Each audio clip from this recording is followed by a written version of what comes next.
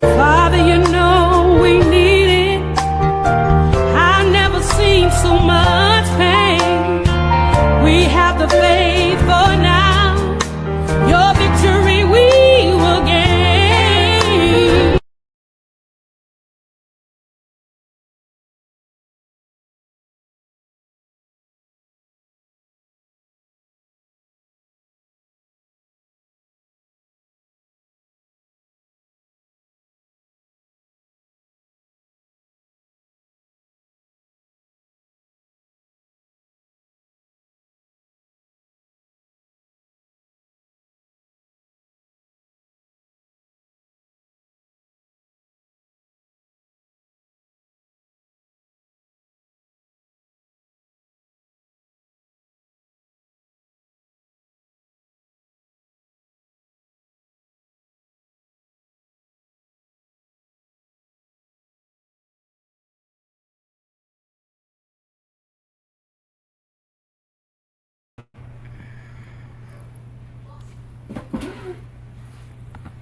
What's happening? What up? What it do? That's for sure.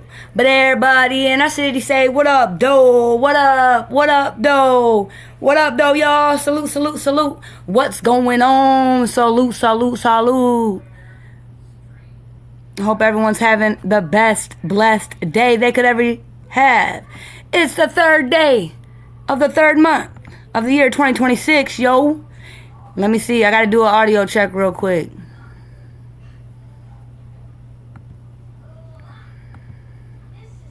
What's happening? What up? What to do? That's for sure. All right, we're good to go. Copyright disclaimer under Section 107 of the Copyright Act. Allowance is made for the fair use for the purpose such as criticism, comment, news reporting, teaching, scholarship, and research.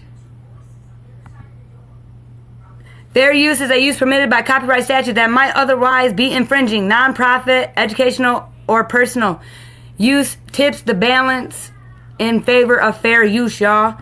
You heard me say it. You can't say I didn't. It's in the description. It's in the chat. Y'all know the rest. There is the link. Big M. I hope you come in. Salute. I'm saying salute to everybody. Tread lightly. 111. Those are my favorite numbers. JJ, all I can say is I applaud you for real. You're an amazing person. Oh, well, thank you. Salute to you. Thank you for the kind words. Thank you kindly. You should be proud of yourself. I'm proud of you. I'm definitely proud of myself. I'm glad you are too. I appreciate that. Let me salute. Shout out to the replay gang. Salute to y'all. Let yours truly know. And the biggest M, I know, you know. Let us know what you think, your opinion. Leave a comment, like, share. Even if you're on the replay, you know what I'm saying? And everybody coming in and out of the live, kindly take whatever finger you would like. Real smooth, like real cool, like. And tap on the thumbs up button for yours truly. And the biggest M, I know. You know? Hell yeah. The Bushwatchers, I see y'all. Hey. You know, if you do happen to fall out the bushes or anything like that, you know, like, comment, share the live. Share the live in my TikTok voice, yo. Big M, I knew she'd be here. Biggie M, hold on.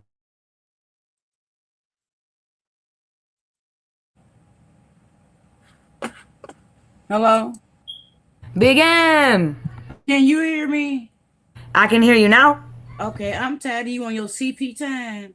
You gonna keep changing this time and stuff. All right, I need to get on your white time and be on time.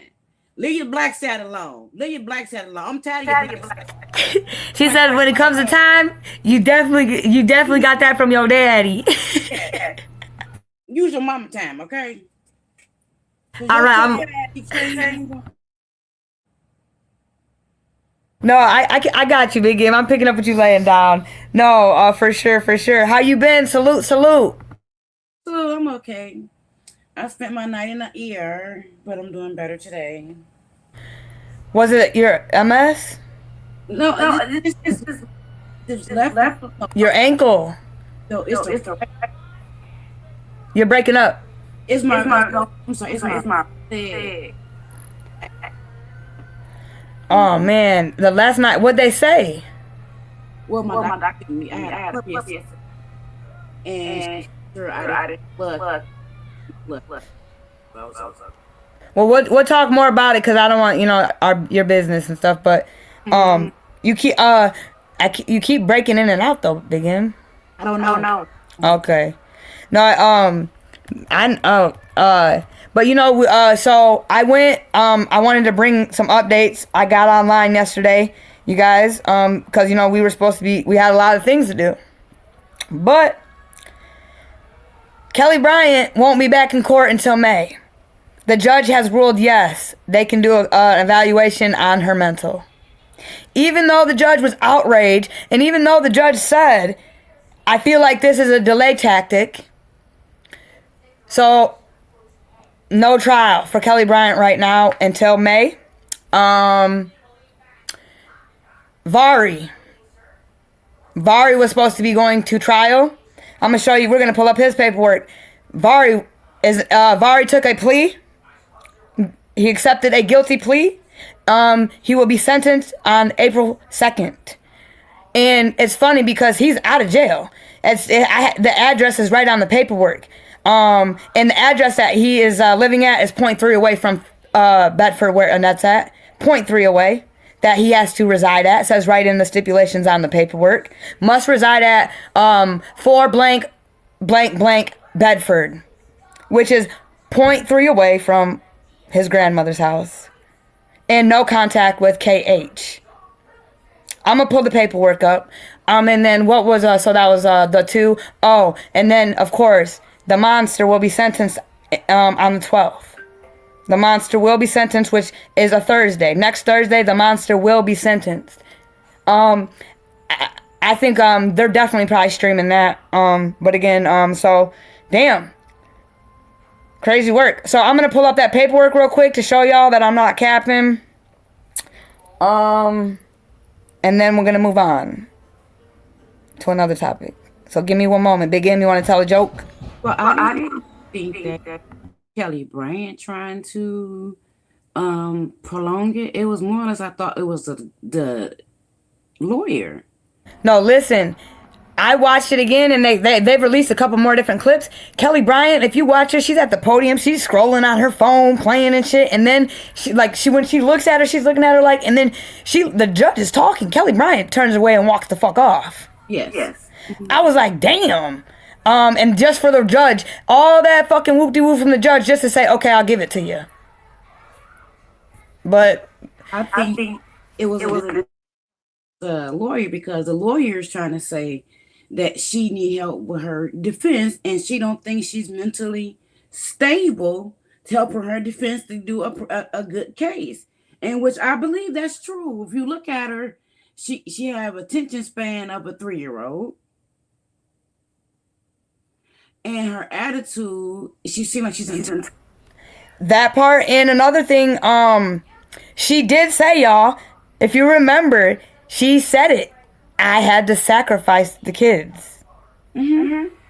When she was still wearing the black and white stripes, I think it might have been her preliminary, she said it. She admitted it. That was part of her interview. She said it. So, I mean, but the judge made a good point, because she pleaded for the welfare charges. So you were competent enough to stand trial, or, understand what was going on in the welfare charges and get that squared away. But now all of a sudden, you aren't competent for the child abuse. That's where I kind of am like, but again, I believe you're right, Big M. But why would the lawyer do that? Because again, the way Kelly was looking at her, and even Kelly bursted out, she's like, this is news to me. Yeah. So do you think, why do you think the lawyer did that, Big M? Because she don't think she's signing up to, to help her. She's probably saying crazy stuff to this lady and want to do crazy things. And she's probably wanting her to talk to the kids, and she thinking nothing is wrong, this and that. And she think that talking to her that she needs help, that she need mental help. Remember, she was going to see a psychiatrist on a regular before the kids were found. Yeah, and Yeah, I don't know why I mean, in a sense, Kelly Bryant, just like the judge was outraged, I don't know why you're mad. I feel like that defense just did her a favor. People that need don't think they need. And Real crazy people will be offended. oh, and that's a crazy bitch. Yes. We seen her Facebook, dude. She's like, you know how dogs have lips? Dude, there's a video. She's like making it seem like I thought it was in a very inappropriate private area of somebody. And I was like, what the fuck? The way she had it zoomed in and the way she was playing with it. And then she comes out and it's the dog's lip. And it was just so fucking weird. I was like, what the fuck is wrong with this woman? Is that weird, Big M? Especially to post on the internet. I mean, do what you do in your free time, but damn.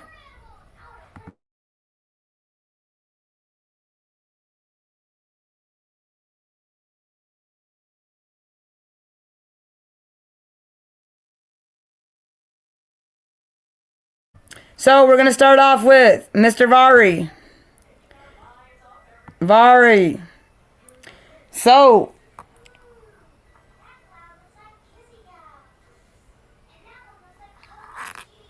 dang, what did he take a plea? They didn't even drop nothing. It said, okay, hold on. Right, yeah, it says right here.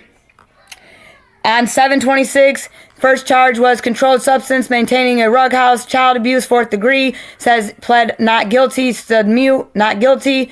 And then it says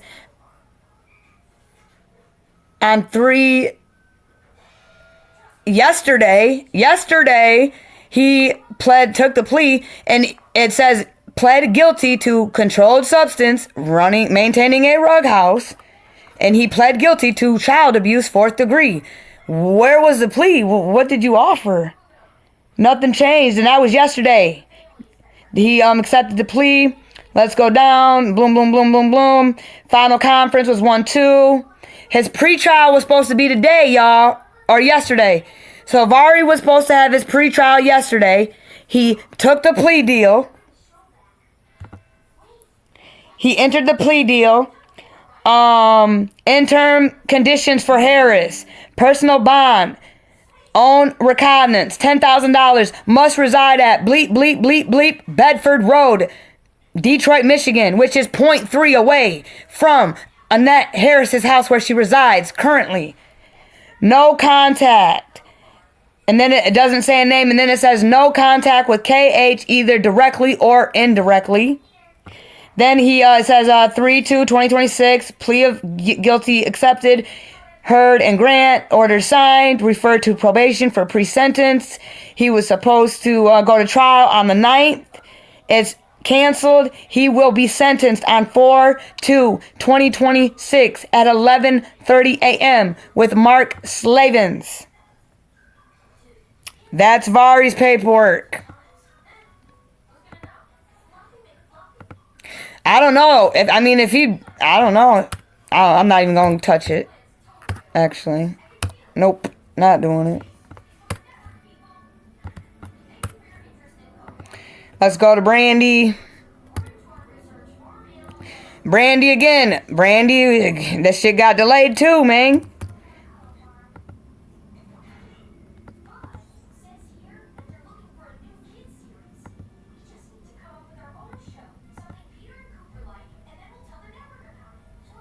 All right. So we have another final pre-conference at 3:20. That changed. Yeah, that's weird. So we have a final pre-conference on 3:20, which is March 20th, with Paul John Cusick. That is at 1 p.m. Now, Brandy might be offered a deal that day.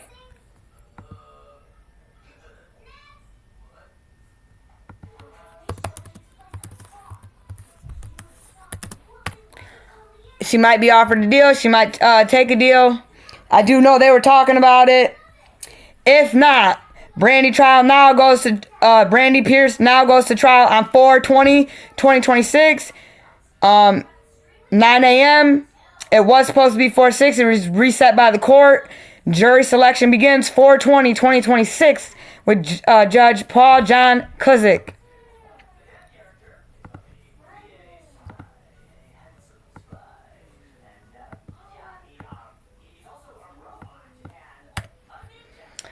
So, Monster Butts, I checked the paperwork yesterday. Everything's still the same. Annette has no warrant out for arrest. Shannon has no warrant out for her arrest. I searched King. King has no warrants out for arrest in reference to this case. So, yeah. So I just wanted to let everybody know because we've been telling y'all we were supposed to be in the courtroom, you know what I'm saying, but everything's got delayed or changed. So that's just how it goes sometimes over here, with court, But there's plenty other hearings. Like Big M, how do you feel about being in the courtroom for old buddy what happened in Southwest? Oh, that guy. Because You think I think the system failed again. Dude, he was on parole. He should not be down the street. And all his priors? Yes. He should have not been on the streets. And look at him. He look like he need help.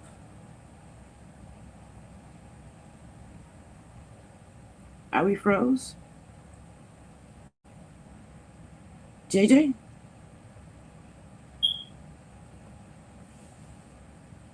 JJ?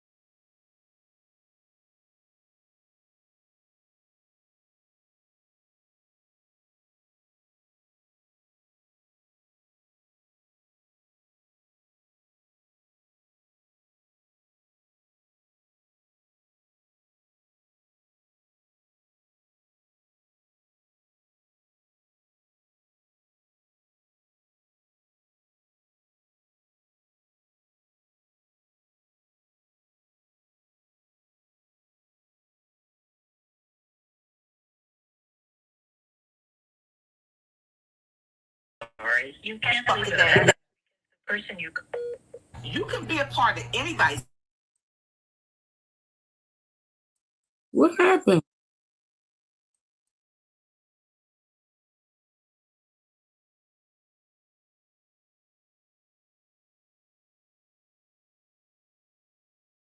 The baby unplugged the Wi-Fi, y'all. Sorry. Give me 1 second, though. 1 second.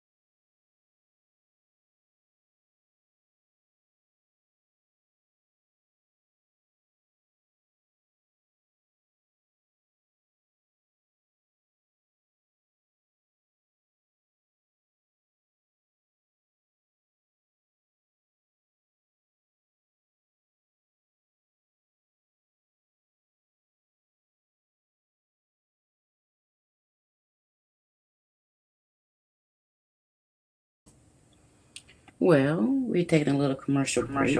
All right. I love you. Sorry, y'all. The baby unconnected the Wi-Fi and had to load back up. I apologize. Where were we at? What's the last thing you remember? Dang it. I was going to take that. I know I like froze and I'm like, no, he didn't. I'm like, no. I was hoping it'd still be up, but because I didn't, in the studio. But we showed Vari's paperwork. We showed Brainy's paperwork. Oh, I want to show Kelly Bryant's one more time with the judge because I can't believe, bitch, it shows that you have no remorse at all. Still, you don't give a fuck. You don't. Like, again, pay attention to when she's at the podium. When she just on her phone and shit. Like, I'm like, this is America. I watched nothing wrong. I don't know too.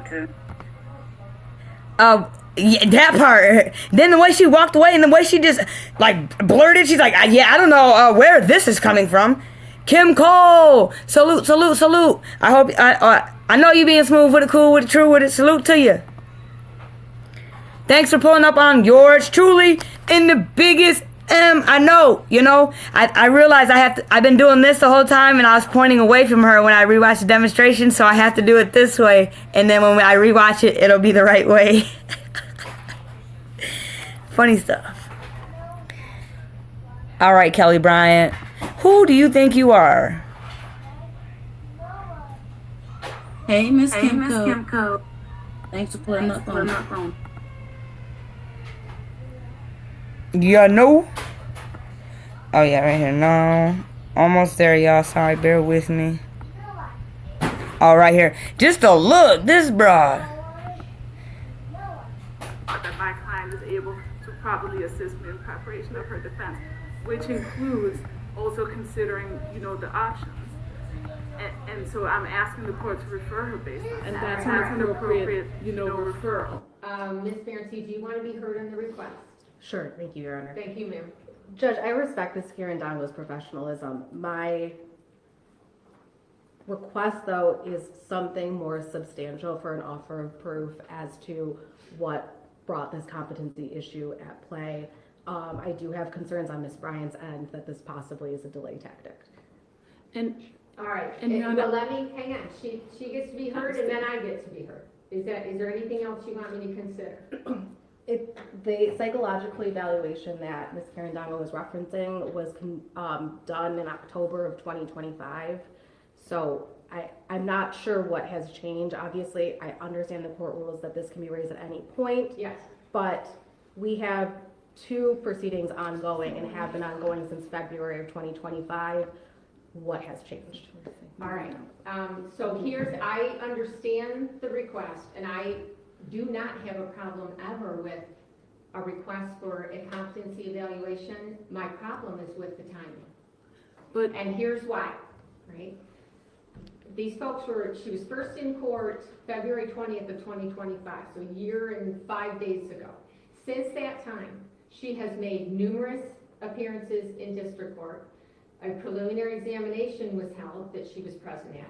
She's made numerous appearances in circuit court, more than one pretrial on the child abuse charges, but she also has the welfare fraud case that she offered a plea under oath, and I went through the plea colloquy with her and found her plea to be freely, voluntarily, knowingly made. That was October 29th. She offered a plea of no contest. That offer and her acceptance included a Cobb's evaluation. So she was able to understand that she was getting an understanding from the court what the court would be intending to sentence in terms of the welfare fraud case. That was as recently as October. She was able to make that informed decision. She's also appeared at numerous occasions in the family law matter. She has remained compliant while she's been under pretrial supervision after her release. She has enjoyed the benefit of, which she has an absolute right to, but she has enjoyed the benefit of a motion to quash, Court of Appeals involvement, bond motions, more than one bond motion. She has an absolute right to all those things, but that's her participating in her defense, participating in her case, and assisting in her defense. The problem I have is the timing of this. We are 3 business days, we're 5 days from trial, a trial that everybody assured this court we were ready to go on. The jurors have been summoned. We've blocked the time. I've got minor children who are named as witnesses on I don't know if they're going to be called or not, but there's minor children who are named on the witness list. I share Ms. Ferenczi's concern that this is a delay. So I'm going to respectfully, with that record made, I'm going to respectfully pass this matter for a moment, let you talk to her, and when you come back in, I will ask for a more specific basis for a competency referral if the intention is to seek one at this late date. But, and I think some of that involves privilege, Your Honor, and I'm concerned about that too, but I'll talk to her outside. I will allow you to speak with her, so she understands the court's concerned. Why now? She's not, I'm the one that's bringing it up. Thank you, because You know what I'm I was just standing here like, what are we talking I'm about? going Because to it's not a briefly pass the meeting. matter, let you speak to your attorney, and then I'll hear you. Right. But there's got to be more than, I as an officer of the court now think this is an issue. Well, All of those court appearances and involvement, so I'll briefly pass the matter. During Black History Month, we honor the stories that built this country.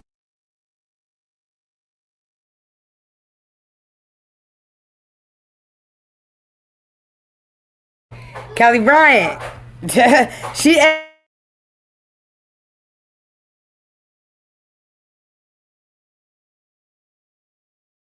You on mute. We can't hear you. I said, with those charges, the way she's acting, she's got some cojones because, again, you're looking at some pretty serious charges. You were acting up in jail. You got, man, who do you know? Who the fuck does Kelly Bryant know? She's got to know somebody that knows somebody. Because if that was... Go ahead. Mental health is a Amen. You went, amen. In my big invoice, mental health is truly, truly real. She needed therapy. She was on every right. Mm-hmm. Then it just stopped. Right, and who knows if she was taking any medicine or anything. You know what I'm saying? So, and if she stopped taking her medicine, that could have a side effect. Yeah, and she thinks she's a... Look, I like it's not a me thing. Like she was a Paul. It's like yeah, she was she was like what the she thinks she's above the program. You know, Yeah, it's like I mean, it don't apply to her. right? Like, bitch, I could never be crazy. Even though I said they had to be the sacrifice. Bitch, you left your kids alone for 4 fucking years.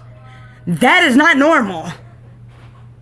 The other people, it was for some lengthy time. 4 fucking years. Her kids' toenails were so long, they couldn't fucking walk. That part. We watched them clean out that house. They had to wear hazmat suits.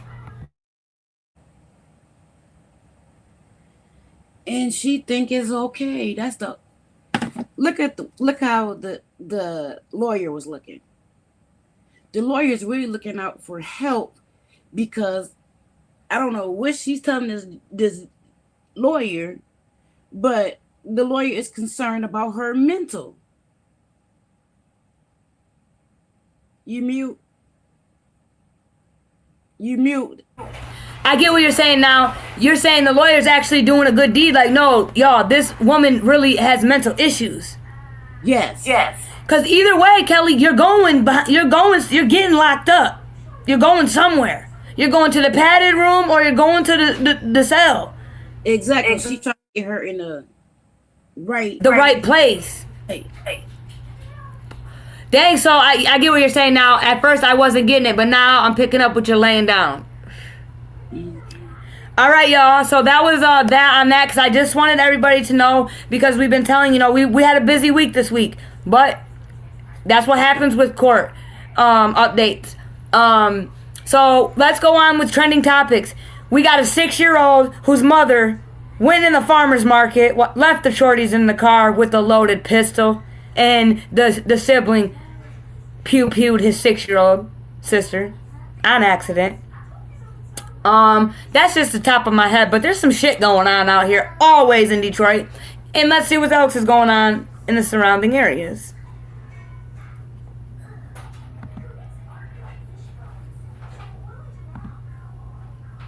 Did you see the one Michael? But first, hold on.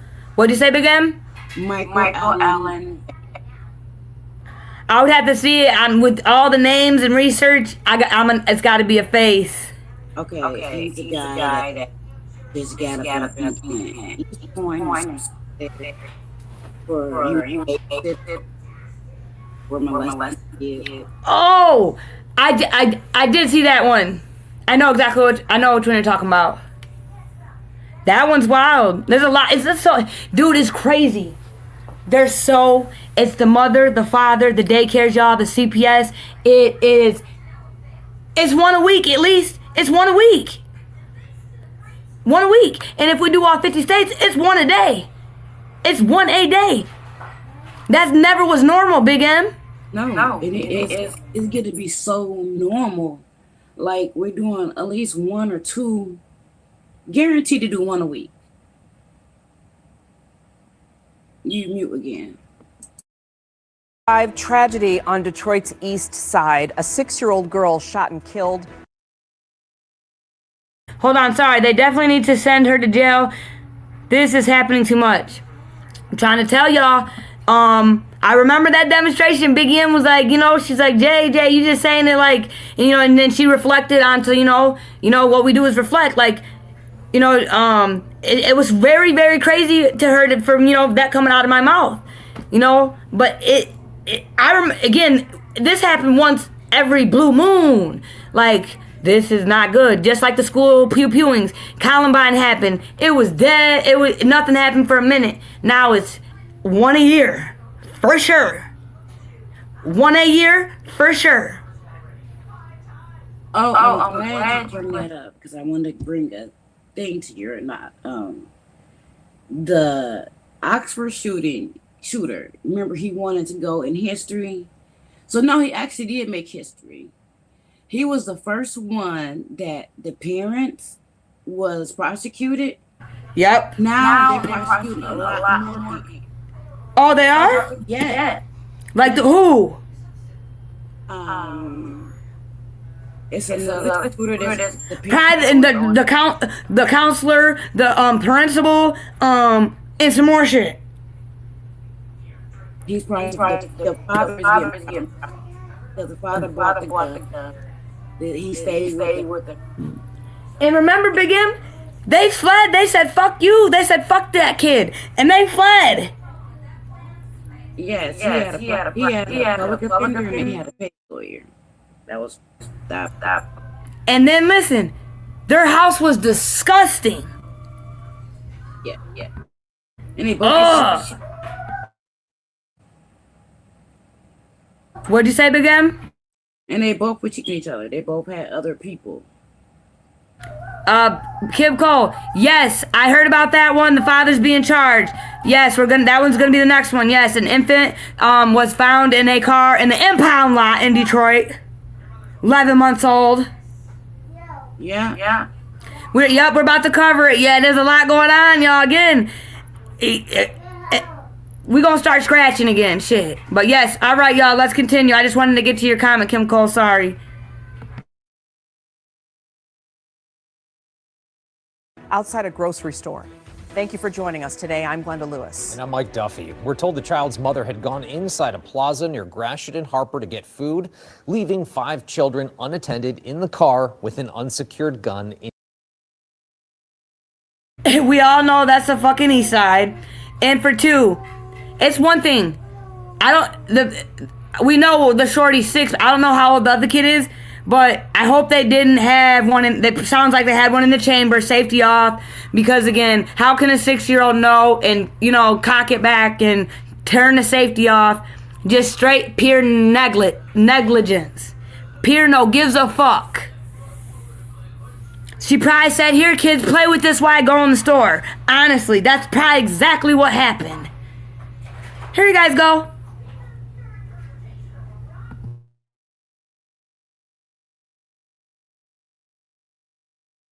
Inside the vehicle. This marks the 3rd time a child has been shot in Detroit because of an unsecured gun in just the last week. The 2 other children are recovering, but sadly... My point exactly. Did y'all just hear that? 3 kids in 1 week. Fuck out of here. Some towns don't. They have maybe one. Ypsilanti probably. If that happened to them, the community would be out. They would all be just sick. But us in Detroit, it's our norm. 3 fucking kids in 1 week. That's crazy. Wow. And it's only 2026. Oh my gosh. Detroit, we have to do better.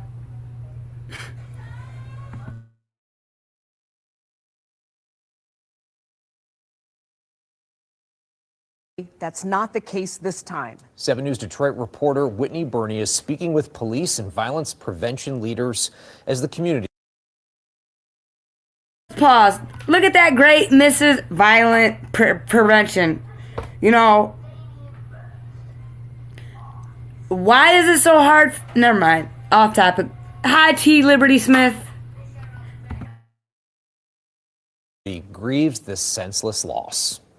Police say 5 children were left unattended inside of that van here in the Farmer John parking lot off of Harper and Gratiot at the time that gun went off. One of the children racing inside of a restaurant here to alert their mother, but by that point, it was already too late. This is preventable. We have safe storage for a reason. Secure your weapons. You get a 6-year-old girl that will no longer go to school. She can't grow up to be a Detroit police officer or work for any of the media outlets. It's really, really sad, but it's preventable. Yellow tape marking tragedy on Detroit's east side Monday. Detroit police say they were called to the Farmer John Food Center parking lot after 12 o'clock for reports of a child shot. Investigators learning a mother went inside of a restaurant here, leaving 5 children unattended in a van. One of them getting hold of an unsecured firearm, a 6-year-old girl fatally shot in the head. At this time, it's unclear if the 6-year-old shot herself or another child shot the 6-year-old. Unfortunately, this is the 3rd one now we've had in the past week and a half. and enough's enough. Last Tuesday, an 8-year-old shot himself near Pinewood and Shaner. Then Sunday, a 6-year-old shot themselves in the chest and hand near Artesian and Joy Road, both of those children surviving.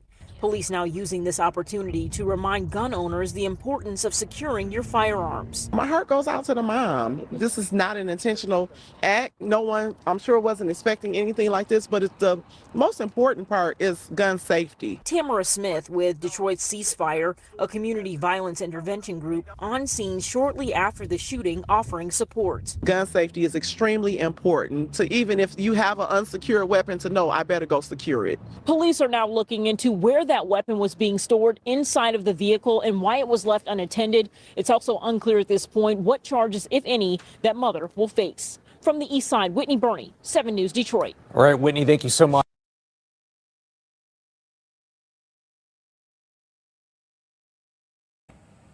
I think that's a tragic accident that could have been prevented. Most definitely tragic accident, but 100%, maybe 1,000% preventable. But why? I mean, I understand you. But why leave in the car? If you go to secure on your, you have to be responsible for that for those kids. Right. It was just reckless. It was just careless, you know. And you know, she probably didn't have an ill intent behind it. It was just careless.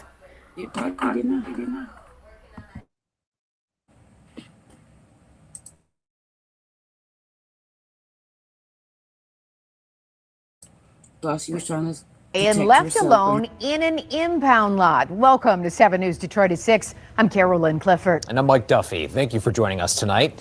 Now, there are major questions over how this could have happened. Here's what we know about the timeline. The car was first seen Thursday, left parked on a neighborhood street in Harper Woods. By Friday afternoon, that vehicle was reported and towed to an impound lot. The toddler was not discovered until Saturday morning, still inside that car after spending the night alone. 7 News Detroit reporter Randy Wembley spoke with a family who says the car sat right outside their home and they had no idea a child was inside. CPS is now involved in this case. At last check, police say that baby is in stable condition and is expected to fully recover after being left in that abandoned vehicle and initially found right on this street. Awkwardly parked, like not half, but a little bit in our driveway to here. Deborah Ruffin showed me where that car was left right in front of her home Thursday night. And you can't park on this side of the street. So that caught our attention. Harper Woods police say 2 days later on Saturday, a 13-month-old child was found in that same vehicle at an East Point tow lot. Ruffin says she and her family shudder at the thought the child endured the elements alone just steps from their front door. What ran through your mind when you found out there was a 1-year-old baby in that car? I was speechless. I had to calm down. I was driving when I got the information, had to pull over and catch my breath. But the temperature was going up and down. That was the thing that ran across my mind was that poor infant, that poor baby. Ruffin says her husband reported the vehicle to Harper Woods police Friday, still parked on Damon Street near I-94. Officers had it impounded that afternoon. About 3 hours before that, Detroit police say the child's mother arrived at the 9th precinct on the city's east side, reporting her.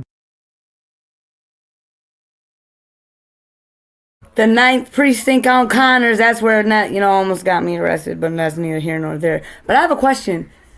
So the authorities or whoever told it, you didn't, the baby must have been asleep. That, several people dropped the ball on this one.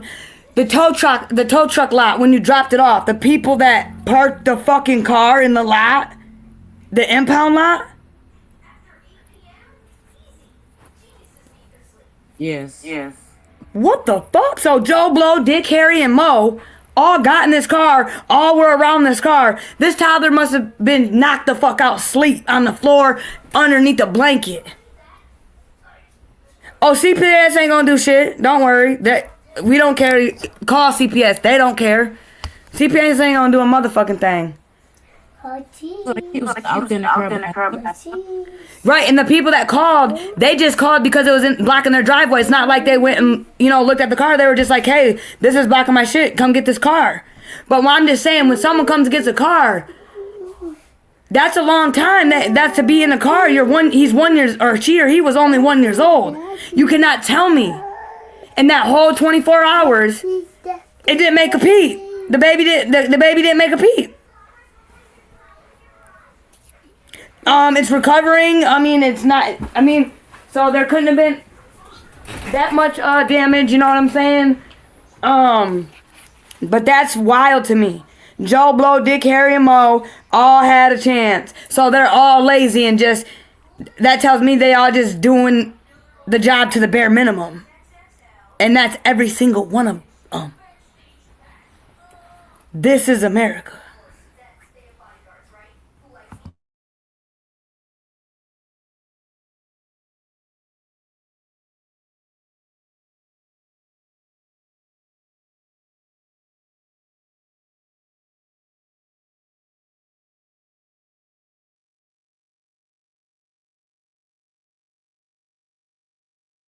Baby was missing.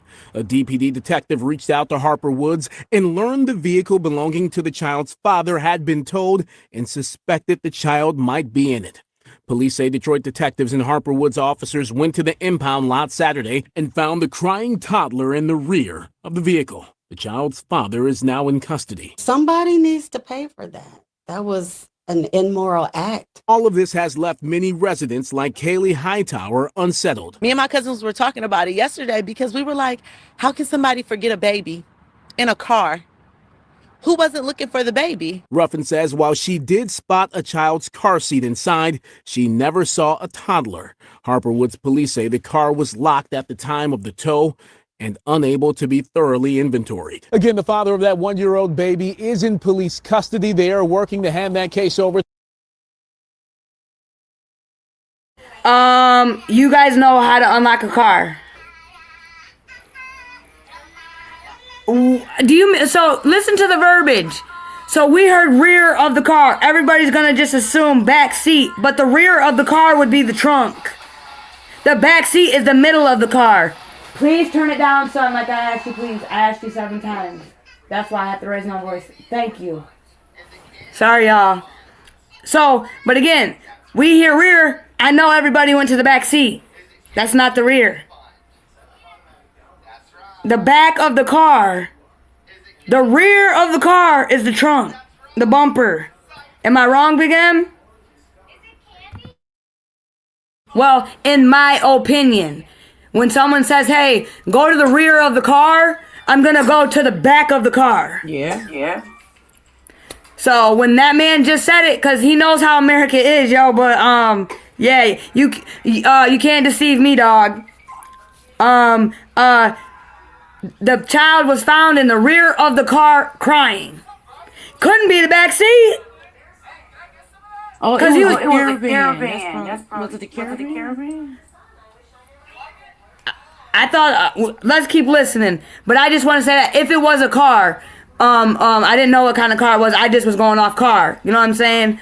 Because that's the verbiage again. But the rear of the car. So me and Big M, if I ask you go to the rear of the car, you're going to the. Are you stopping in the middle and opening the door and getting in the back seat? No, I'm going to the trunk. Kim Cole, if you're still in here, anybody in the bushes want to chime in and engage, feel free. Or just answer out loud or talk to your friends about it, girl. Or boy, girls and boys.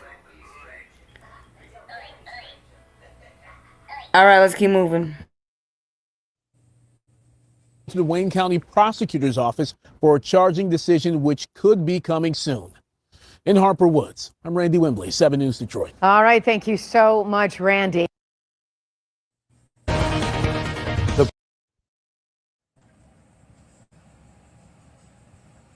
We begin tonight with the toddler towed away and left alone in an impound lot. Welcome to 7 News Detroit at 6. I'm Carolyn Clifford. And I'm Mike Duff. New at 5, a Clinton Township mother is speaking out after her 6-year-old son was attacked by a neighbor's dog. It happened over the weekend on Opal Street near East 14 Mile and Groesbeck Highway. The little boy spent 2 days in the hospital. Tonight he's back home, but his family says the trauma is far from over. 7 News Detroit reporter Evan Seary sat down with the family soon after that little boy was discharged today. He's also talking with Clinton Township Police about the investigation and what could happen next. 6-year-old Aaron Vest lives inside this Opal Street home. Police say the attack happened directly behind his house inside this home. Dog launched at me. That's pretty much all that 6-year-old Aaron Vest could tell me after suffering a vicious dog bite just 48 hours ago. And who can blame him? They all said you were brave, didn't they? Mom Stacy Ann Vest says her son was at their neighbor's home Saturday afternoon giving a cat a treat when that neighbor's dog, described by police as a pit bull, bit Aaron in the face. My heart dropped. I didn't know exactly what the circumstances were. She says the dog's owner had to intervene to free Aaron. This is a dog that latched to a kid's face and would not let go. The dog's owner called 911. Vest tells me doctors needed over 50 stitches to treat what she calls a horrific bite to his face and lip. Aaron faces a long road of recovery ahead, including another hospital visit this Friday to remove those stitches and possible plastic surgery. In my opinion, I think that dog will do it again to somebody else. I knocked on the neighbor's door, but they weren't interested in having a conversation. Aaron's family has filed a police report and hired a lawyer. Clinton Township Police say the dog is still home and that Macomb County Animal Control.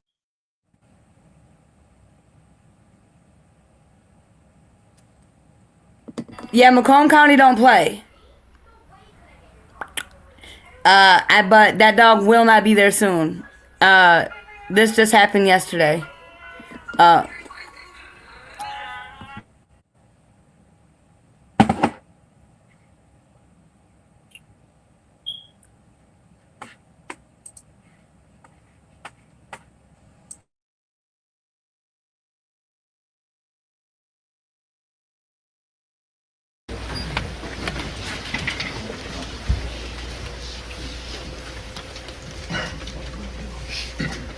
I apologize for starting a little after the 9 o'clock hour. There were a few things we needed to discuss. This is case file 2527457 FC, people of the state of Michigan versus Terry Lee Boss. This is date and time set for a sentencing. The defendant previously. Hold on 1 second, y'all.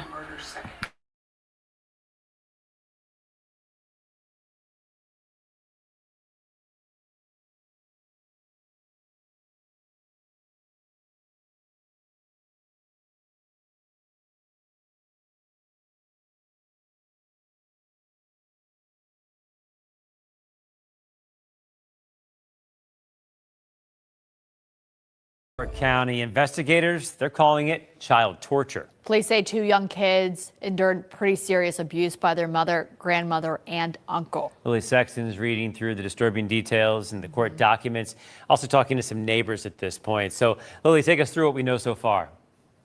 According to court documents, the 2 children were kept inside of this home for years in alleged conditions so disturbing it shocked the community. It's such a shame. I can't imagine what those children went through. A child abuse case leading to 3 arrests at this mobile home park in York. Just heartbreaking. Police say the 2 children were seriously neglected. One reportedly kept in a crib converted to a cage, and the other a car seat. Court docs say the cage was caked in urine and fecal matter. Investigators say one of the victims, an 8-year-old boy, was malnourished. His food given to him through the crib slats. The other victim, a 6-year-old girl, was reportedly not toilet trained and had severe tooth decay, adding that she was restrained between 20 to 23 hours a day. Hospital records note she had limited mobility because of the injuries to her body. It's kind of makes me sad and sickening to my stomach to even know that children can be treated like that, especially in our neighborhood, just so young and they can't defend themselves, you know. CYS removed both kids from the home and took them to the hospital in March 2024. And nobody heard anything. That's what I don't understand, because like that trailer park is right up the road from where I live, and the trailers are close together, so I can't see how people didn't hear something. Police arrested the mother of the children, 31-year-old Ashley Cardona, and their grandmother, 53-year-old Lori Cardona, as the children were allegedly in their care. Their uncle was also arrested. 29-year-old Michael Cardona faces charges after the court docs say he admitted to making the cage. All 3 family members have been unable to post bail. I hope they find a good home with people that really love them and take care of them. Officials say the children were placed in the same foster care home, and they've shown significant improvement in this new care. Going through all those legal documents today, she's bringing us more, including some work from neighbors in terms of going around and trying to find out what they thought as well. Lily, let's start with some of the details here are hard to think about, but the biggest one I think that comes out to me, that house that you're near, the kids weren't allowed out of the house for 2 years? Right. According to the affidavit, the children were kept inside for a full 2 years, and they weren't just roaming around the house. According to those documents, they were tied up. One of the children was tied in a car seat. The other one was kept in like a makeshift cage put together from 2 cribs. So they weren't even just trapped inside the house. It goes beyond that. 2 days ago. What the fuck? It's the new norm. So just know, if you just read a headline about anything to do with the shorty being unalived, 90% it was the mother, the father, the stepdad, or the stepmother, or both of them together. Heck, you know. What the fuck, dude? Huh? Heck, you know. Heck no. Hecky no. Hell no, hecky no. Mental health is real no. Yeah.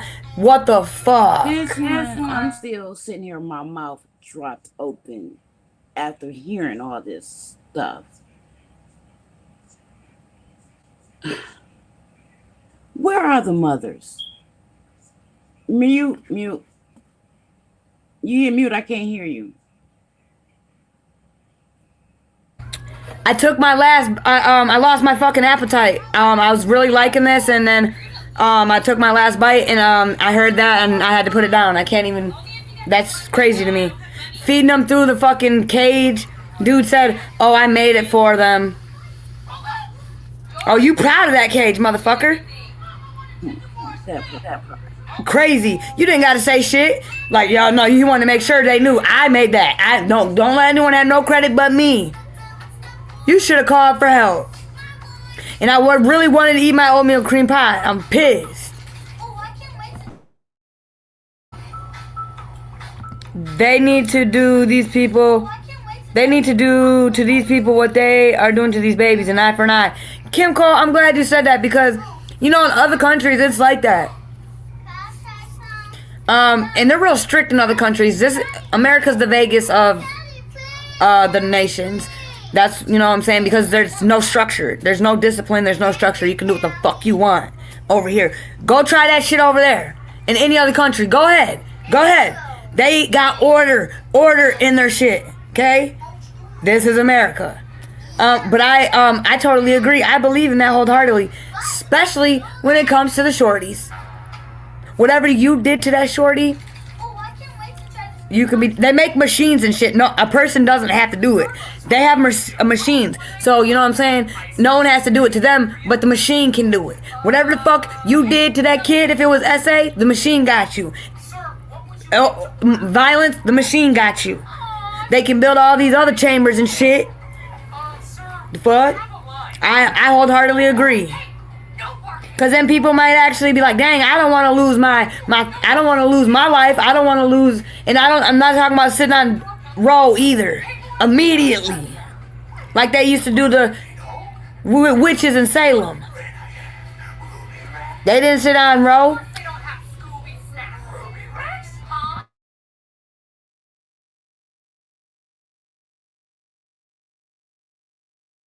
According to the police. How old are these kids and where are they now? They are 6 and 8 years old, and Child Protective Services did get involved. Now they're in the foster care system. According to the documents, they are with the same family, so those two siblings were kept together, and they're being cared for by someone else not related to them.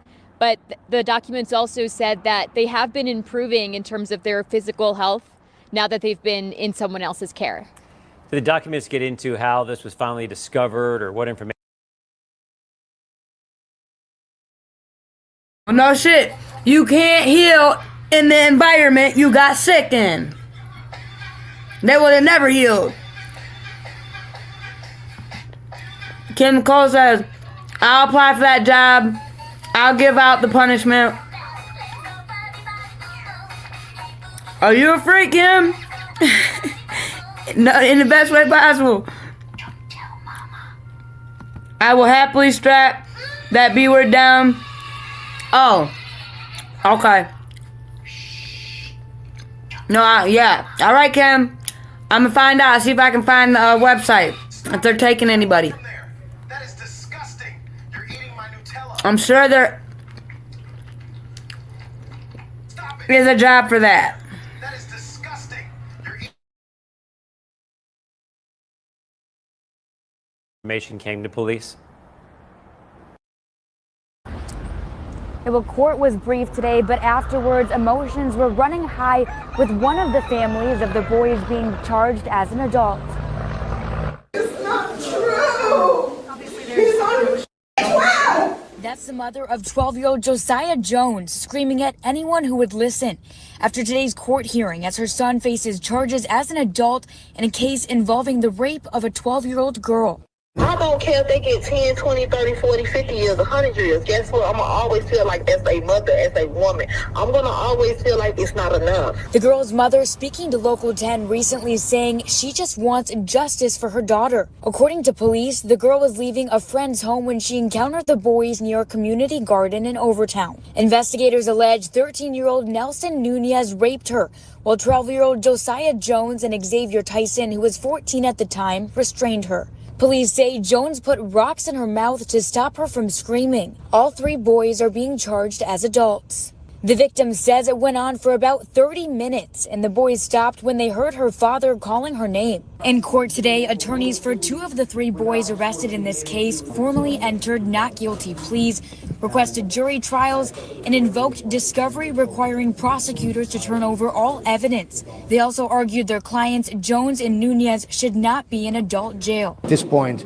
you have a 13-year-old kid sitting in jail, and me and I think my co-counsel, the lawyer for the co-defendant, we both will be fighting hard to get our clients out of jail. As for Jones's father, he tells us the allegations against his son are not true. A young black man that was visiting Miami and was with the wrong two kids, a 15 and a 14-year-old. My son is 12 years old and has a father that takes care of him. These allegations are bogus. Now, the judge did schedule a status hearing for March 18th. We'll continue to stay on top of this case and update you with any new developments. What are your thoughts, Big M?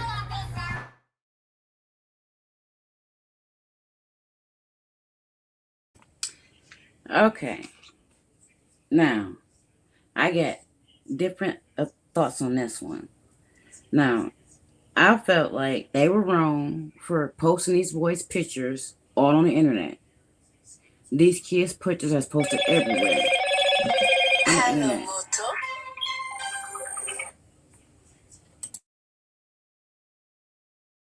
All right, Big M's about to come back to it. Let me get this next video ready. Give her a minute, y'all.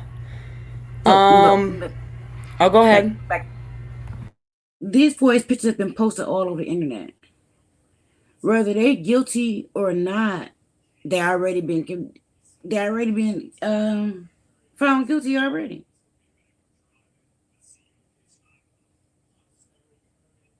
That's crazy. I never heard put rocks in. Have you ever heard of that in someone's mouth so they couldn't yell? That's because she's still alive, right? Yes. Wouldn't you think a rock she would have suffocated? or choke? No. Huh. It'd be painful. Right. Hell. No, that's crazy. These kids these days, dude. That's wild. 12, 14, and 15. When I was 14, I was trying to be grown, not hurt somebody. Man, I might have been like, thinking people were cute and kissing and things like that, but like, I was kind of scared of that type of stuff at that age for sure. So, let alone forcing it on somebody. Nah, I was bad as hell, but that's evil. Yeah, and they would say it again. That's diabolical, and it's like, where they even get that from? You know what I'm saying? That has to be something that we're taught. They're young. They're 14, 15. Or trauma that they suppressed. Yeah, so because I want to say this, Big M, I want to ask you a question. A lot of people I know, when it came to the Naziah Harris case, we all trauma bonded. A lot of us met through that. And a lot of people, I know the reason why, a lot of people were SA'd, I'm saying, like, they relate in that aspect. I never was SA'd.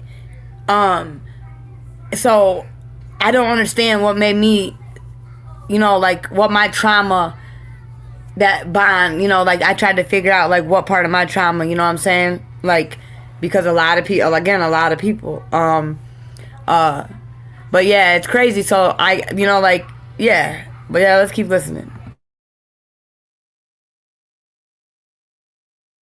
For now, reporting live in Miami, I'm Isabella Martin, Local 10 News. That's just a horrifying story for all the families. The young boys accused in connection with the sexual assault of a young girl will remain behind bars. A judge made that decision today with the suspect's family present. CBS News Miami's Tanya Francois is in the newsroom with the latest. Tanya. That's right, Naja. 3 boys are charged in connection with the rape of a 12-year-old girl. There was a hearing for 2 of the boys today. They were not in court, but their lawyers were. One of the boys' fathers was also there, all of them saying they are not guilty. This is a 12-year-old boy we're talking about. We're going to leave him in jail and put a life charge on a young man. Okay, so I want it real quick. We had the little boy in a PA. He pew-pewed his foster father over a Nintendo Switch. He's in custody. They're in custody. Why are those 2 children from Ohio not in custody? Why haven't we heard anything? They de-scalped that little 5-year-old girl. They sodomized her. They pissed on her.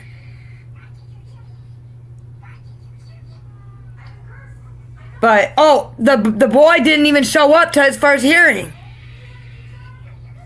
Yeah. So I'm confused.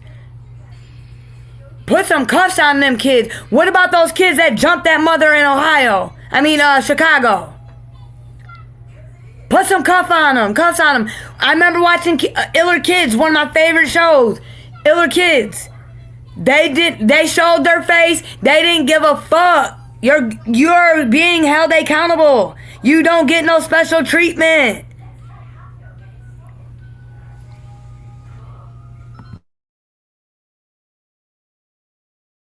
Nope. A young black man that was visiting Miami and was with the wrong 2 kids. Marvin Jones's son, Josiah, is charged with battery and false imprisonment, charges related to the rape of a 12-year-old girl. A police report says the victim says his son, Josiah, held her down and put rocks in her mouth to stop her from screaming for help. Me and the lawyer for the co-defendant in the case, we pled our clients not guilty. We requested trials by jury and also invoked the discovery order so that the prosecutors have to give us all the information that they have. The alleged rape happened in June of 2025 at the Greenhaven Project Community Garden near 11th Street and 2nd Avenue in Miami. The police report says for 30 minutes, Jones held her down while one 14-year-old molested her and Nelson Nunez, 13, raped her. After first being arrested as juveniles, the 3 are now charged as adults. I haven't spoken to my son since he's been incarcerated. Everybody's plastering my son on Facebook, Instagram, on every media, and making him out to be a person that he isn't. This is a 12-year-old boy that get good grades, goes to school every day. You understand me? He is not the child y'all making him out to be. Now, the judge said today the two boys in jail are not with adults. They are in a special section for juvenile defendants. Miami-Dade corrections officials tell CBS Miami the third child accused in this crime has not yet turned himself in on the adult charges. In the newsroom tonight, Tanya Francois.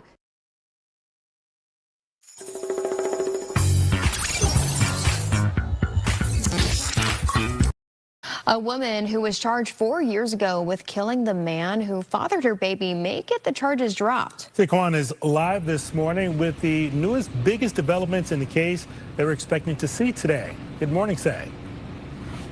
Hey, good morning, guys. Yeah, this is a case that actually goes back to 2022, as you mentioned, when Kashia Golden, who was pregnant at the time, fatally stabbed her then boyfriend during an argument that turned violent. Golden is facing first-degree murder charges in the death of her then boyfriend, Kelvin Sidney. She was originally held on a $2 million bond. That amount was later dropped to $50,000, requiring Golden to pay $5,000 of it.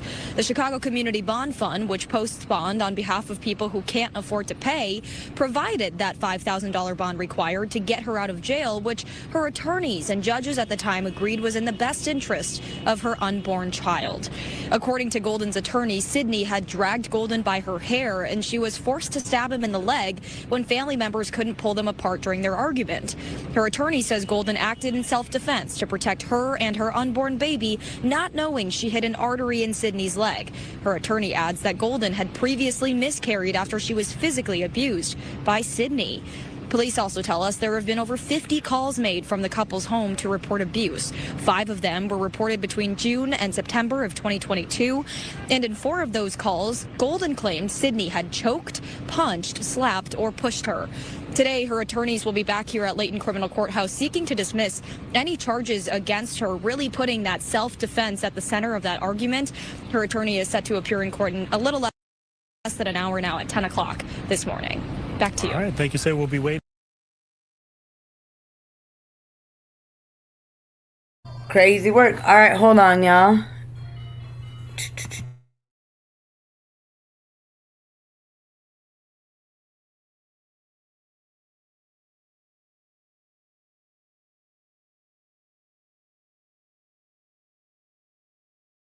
Hey, Big M, real quick, off topic.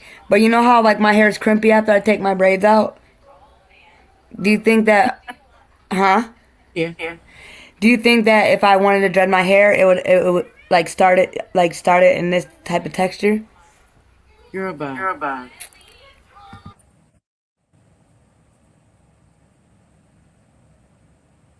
Yeah, you really off topic. Go ahead.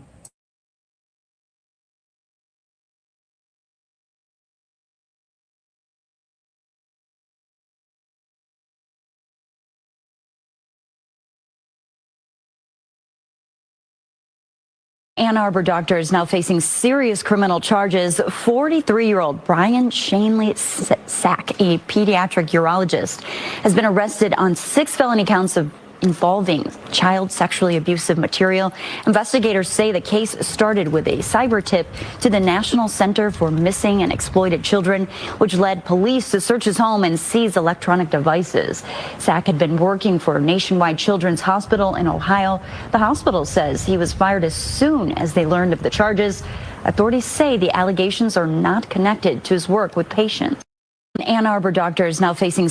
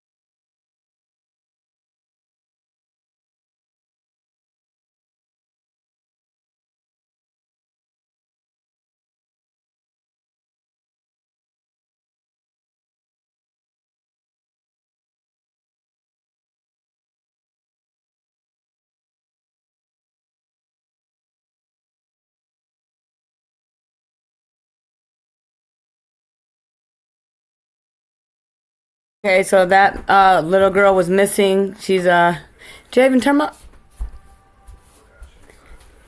He said he's taking a nap, y'all. He shut the light off, shut the door. Well, she has been recovered. Oh, let me ask y'all this.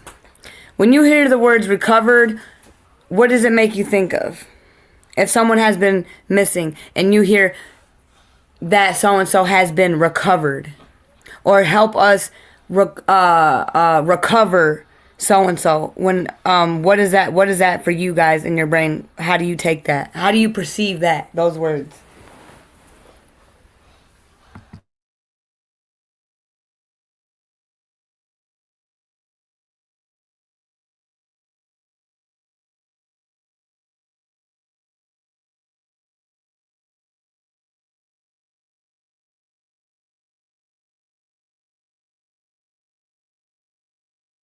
Okay.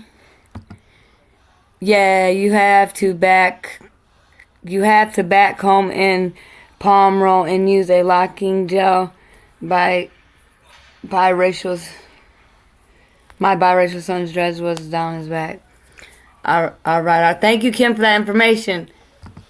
Big M, you finna dread me up?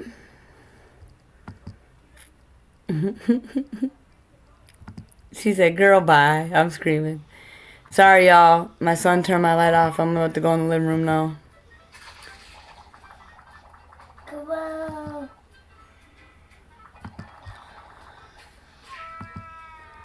Hold on, y'all. Sorry. Do. Come on.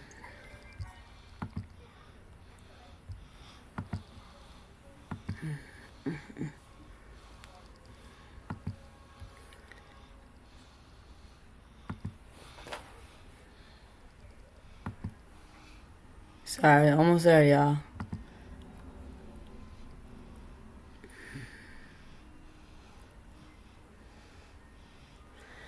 Oh, buddy from that one restaurant downtown, he got murdered. I want to find the guy from Southwest, because we might follow that case. Let me see. 27 year Southwest.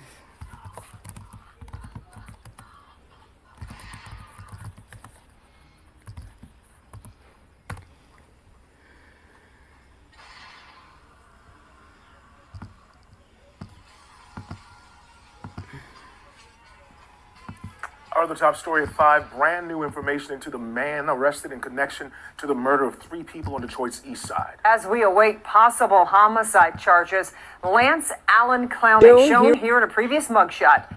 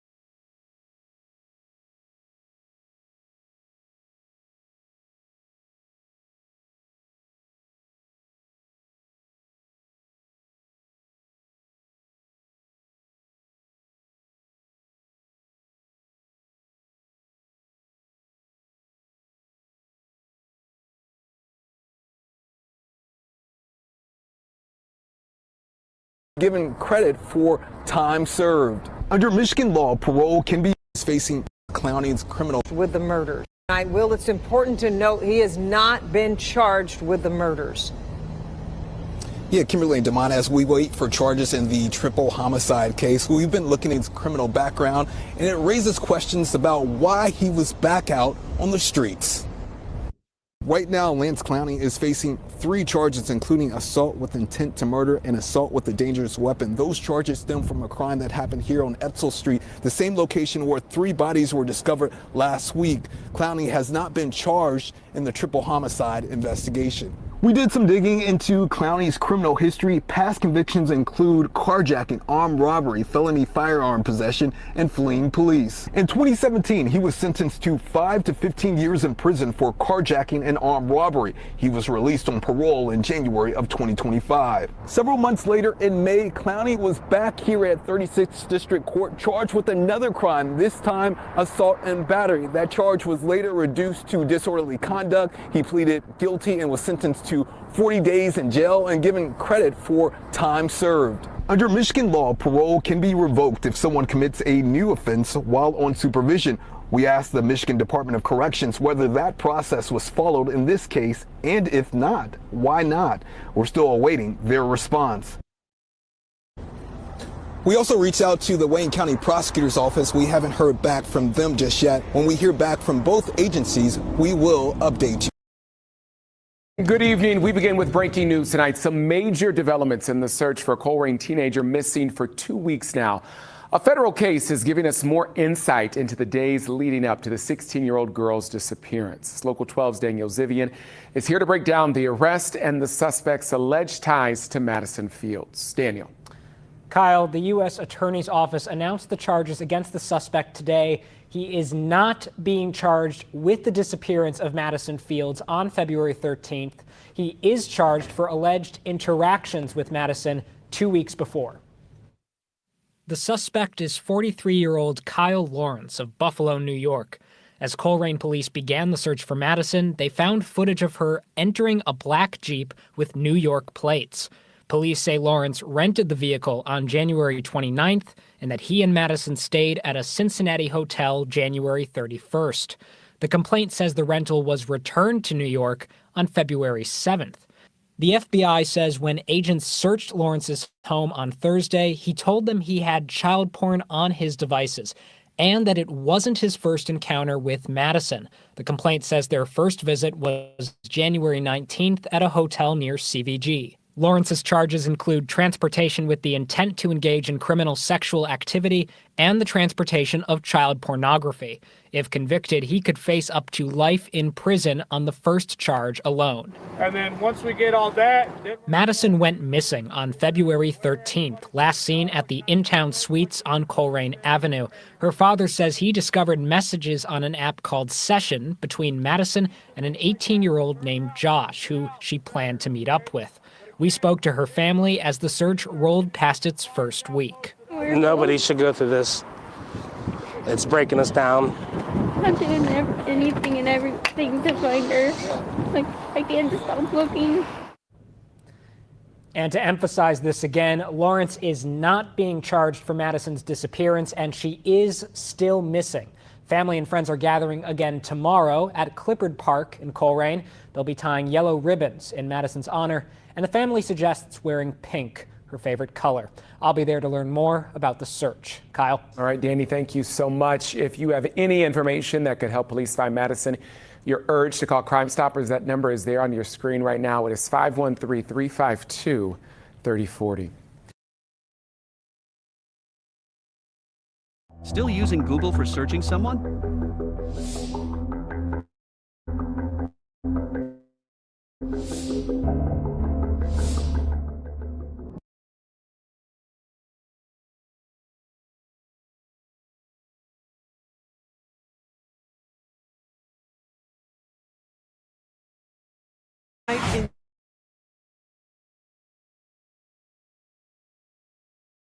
Fox has Tara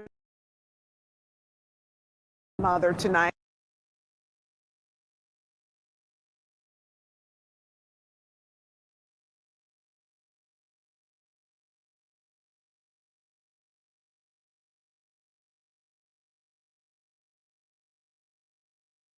What did she have to say?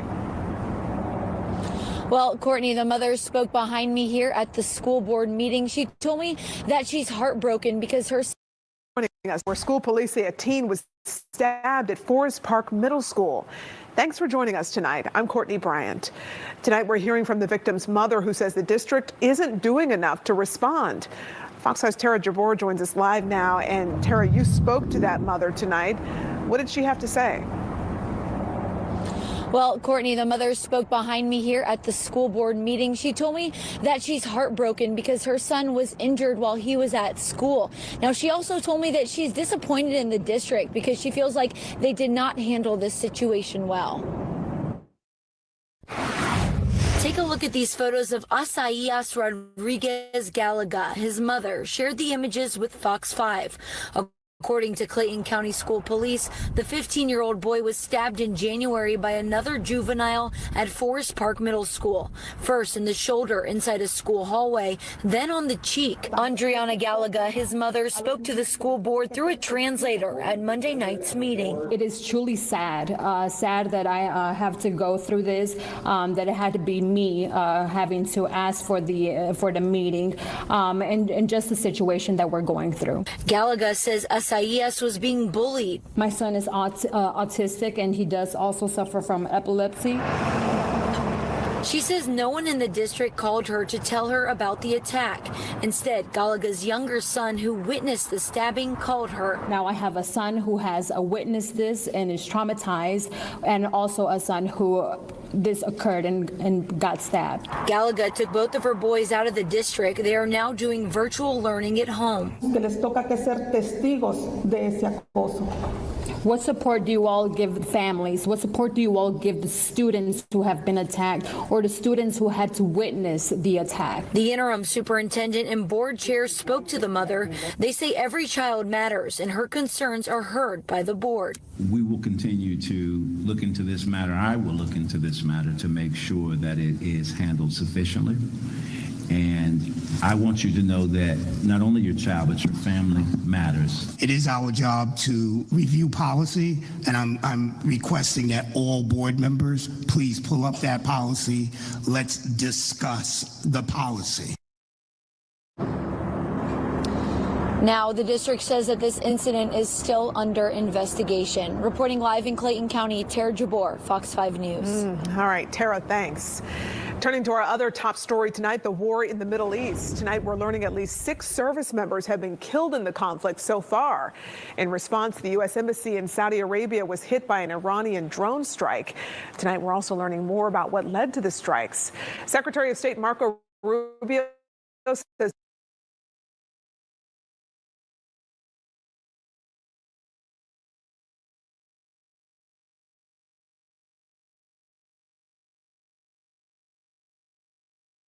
before I go to bed at night, pray when I wake up in the morning. I pray when I wake up in the middle of the night having nightmares, find myself in constant prayer.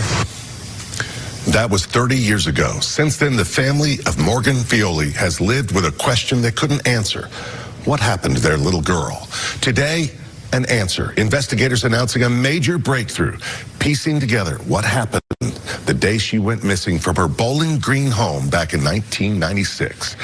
Good evening, everyone. Thanks for joining us. I'm Rory Johnston. Federal charges now filed against this man, 61-year-old Robert Froberg, who authorities say abducted and murdered the 7-year-old. They also revealed Froberg escaped from prison a number of times in the late 90s. Our Nikki Hauser tonight shares the timeline of this decades-long journey and how new DNA technology finally brought justice. Today, we announce a significant development in a case that has haunted my hometown of Bowling Green, Kentucky for 30 years. It's been decades since 7-year-old Morgan Jade Violi lost her life, and decades since her family has had clarity or closure. Not knowing where she's at, not knowing if she's okay, and not being able to see her or hear her. I'm so scared that I'm never going to find out what happened to her. Finally, we know. Robert Froberg confessed to taking Morgan in July 1996 outside the apartment complex her family lived in Bowling Green, Kentucky. It's a relief. It's heartbreaking. An affidavit released this week breaks down Froberg's timeline and the steps leading up to his confession. In 1988, Froberg was arrested for robbery in Alabama and sentenced to prison for 40 years. In April 1996, he escaped from prison and fled to Pennsylvania. 1 month later, he was caught trying to lure a child into a treehouse and returned to jail, only to escape again. 8 days after his escape on July 24th of 1996, Froberg kidnapped Morgan Violi, who was outside playing with a friend in Bowling Green. There was so much fear, at that point. He drove off in a stolen van and later returned to Pennsylvania, where he was arrested for escaping prison. That October, Morgan's body was found in the woods in White House, Tennessee. 3 red roses and a wreath that says, "Our prayers are with you." They marked the spot where authorities found what they believed to be the remains of Morgan Violi.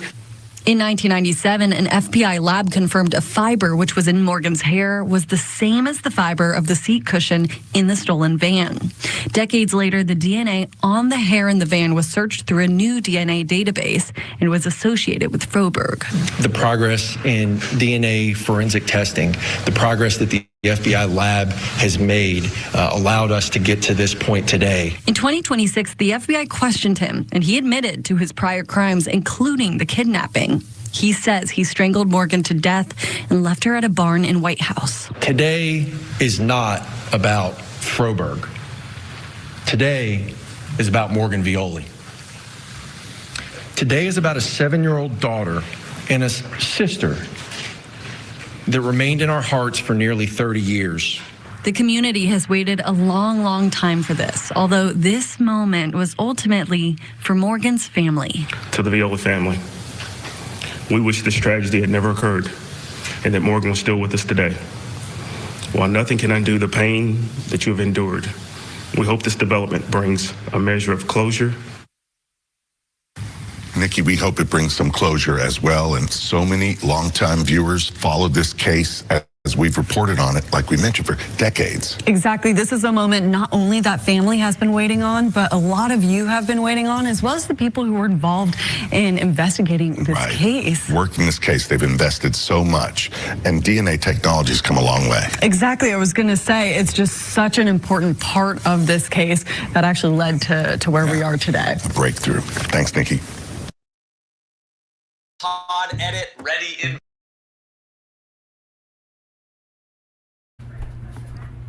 Dang, y'all, 30 years, 1996. Wow.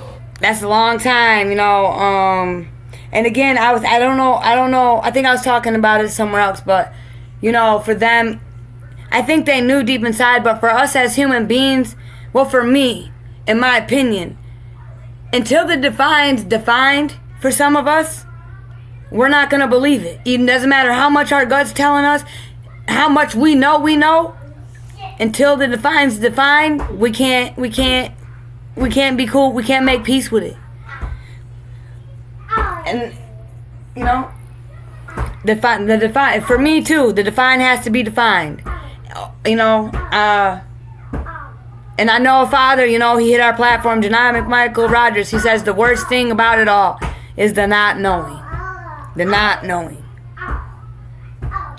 So 30 fucking years, and then the define was defined for them, y'all. Dude got away, escaping prison. This is crazy, but we're gonna end it. We're gonna come back later, y'all. It was good to see everybody. Sorry again about the court dates. Again, we're following. I got them written down. We'll be there. You know what I'm saying? We'll be there. I do think Rebecca Park and them were in court yesterday. When we come back later, we're gonna cover Rebecca and then some other things. But Rebecca, there's definitely an update. Probably push back again. But yeah, y'all, it's all love over here. It's real over here. Hold on 1 second, y'all.